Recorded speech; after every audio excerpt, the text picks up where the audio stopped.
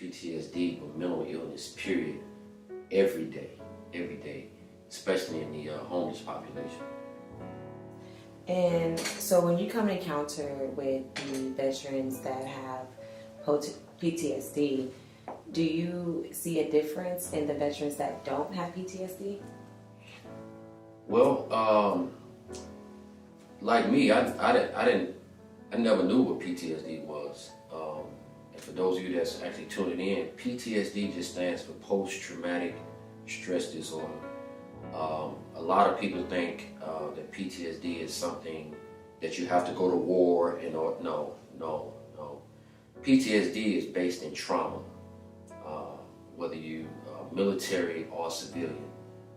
People have dealt with traumatic issues in car wrecks and different things that still bother them to this day. That's a traumatic experience. I want to make sure I understand your question correctly. Could you ask it please again? And so whenever you come in encounter with veterans that, let's say, feel like they have it all together versus the veterans that don't and that need more help, do you notice a difference? It's maybe the way they walk, the way they talk, or... Yeah, and that's a good question. I do notice the difference. One thing in my job, I can do everything but diagnose the veteran. Yes, I work in mental health and I know the signs. So when I see those signs, I can encourage the veteran, hey man, this is what I'm seeing, brother. And I can talk about it, and it's more believable because they're talking to someone who is actually in therapy for it. So a lot of times, for the most part, I'm going to speak of me, I can identify with some of the symptoms because I know what I deal with. And I was one of the veterans who was in denial of my diagnosis because in the Marine Corps, we're just told to suck it up and get over it. And unfortunately, that suck it up and get it over with doesn't work in the civilian sector. So basically, I'm able to, from the signs that I had in acknowledging my diagnosis, I'm able to see that in the veteran population to encourage them to, try to come get some help.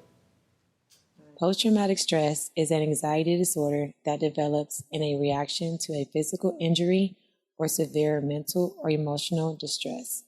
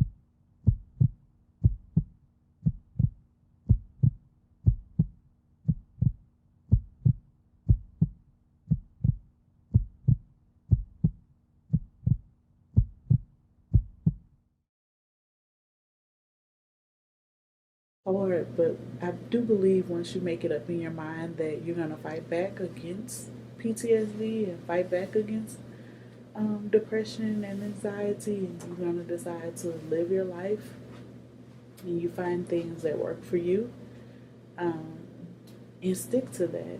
You definitely have to have a support system in place, like a group of friends or a family member or, people that you can call and really be transparent and be yourself and let them know, like, oh man, today I'm having a bad day. It's a really bad day. And have people that will... PTSD. I don't know. It's From a case your by experience. okay. It's a case by case. With me, certain smells, certain restaurants I go to. I'm a lot better now, but prior to going into restaurants before therapy, I used to case the restaurant looking for exits. Even when I got in, I had to be facing somewhere if something go down. See, I'm already setting up, plans in my mind. Even though the place may be comfortable, they never had any problems, but PTSD makes you think, okay, man, these people are gonna try to set me up. It already smelled like Iraq and all these foreign places. Yeah, they trying to get me. They trying to poison me. I'm able to talk about it now, but I was way worse than,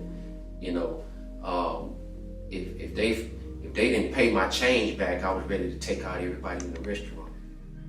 Just on something. And then they probably just forgot to give me something. But in my mind, okay, they didn't let some of y'all over here. Now y'all trying to take me out. Because I've done some dirt in Iraq that I'm not proud of.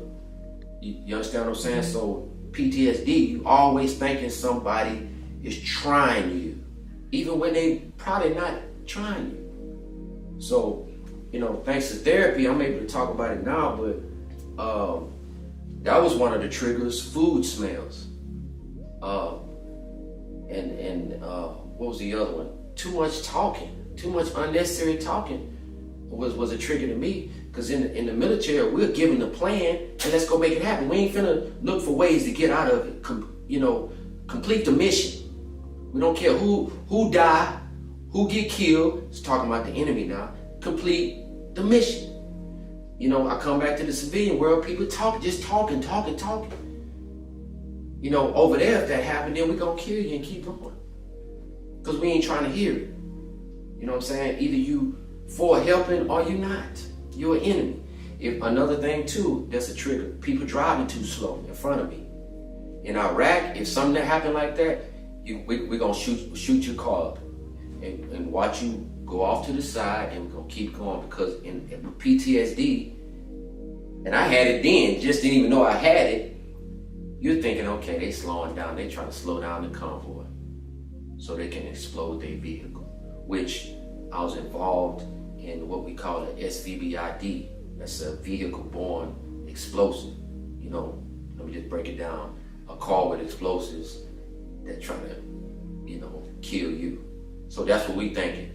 The rules of engagement from what I was told have changed now, but that's what PTSD, okay.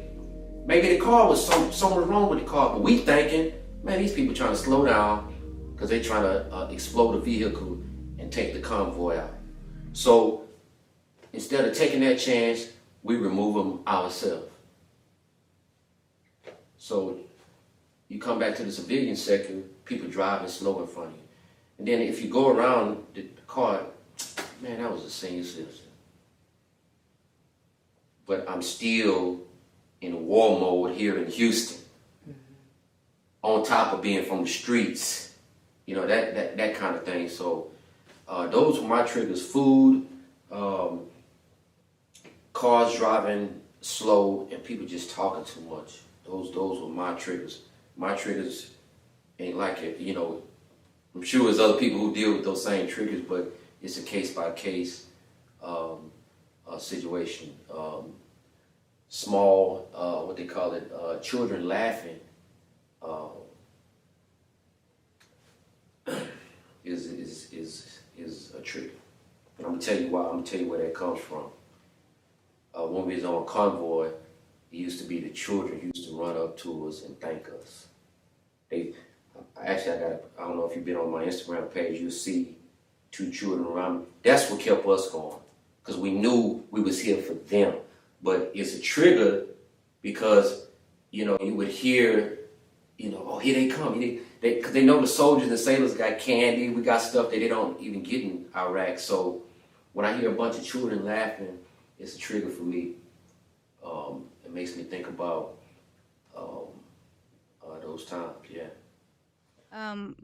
I was in Afghanistan. I drove vehicles called MRAPs and MATVs, which are off-train vehicles and passenger vehicles for the Army. I believe other branches have them as well.